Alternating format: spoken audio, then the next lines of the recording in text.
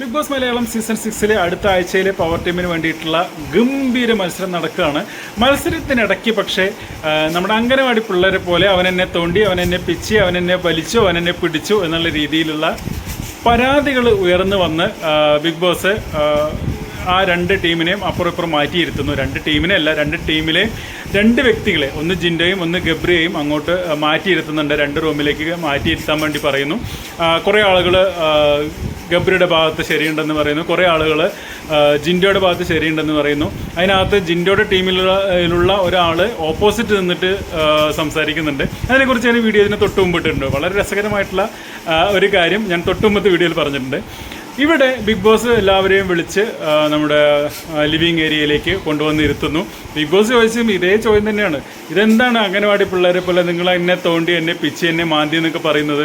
ഇതൊരു ഗെയിമല്ലേ, ഗെയിം സ്പിരിറ്റിൽ കാണണ്ടേ? ആദ്യം തന്നെ പറഞ്ഞിരുന്നു ഇതൊരു ഫിസിക്കൽ ഗെയിമാണ് എന്നുള്ളത്.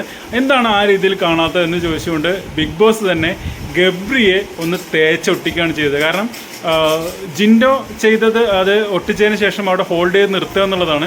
അത് ഗെയിമിൻ്റെ ഒരു തന്ത്രം തന്നെയാണ്. നമ്മൾ കഴിഞ്ഞ സീസണിലെ ഇത് കണ്ടതാണ്. ഹോൾഡ് ചെയ്ത് നിർത്തുക എന്നുള്ളത് ഒരു തന്ത്രമാണ്. പക്ഷേ അതിനെതിരെ പ്രതികരിച്ചുകൊണ്ട് അംഗനവാടി പിള്ളേരെ പോലെ പരാതി പറഞ്ഞത് ഗബ്രിയാണ്. ഗബ്രി ഇവിടെ ശരിക്കും ബിഗ് ബോസ് തേച്ചൊട്ടിച്ചു എന്ന് തന്നെ പറയാം.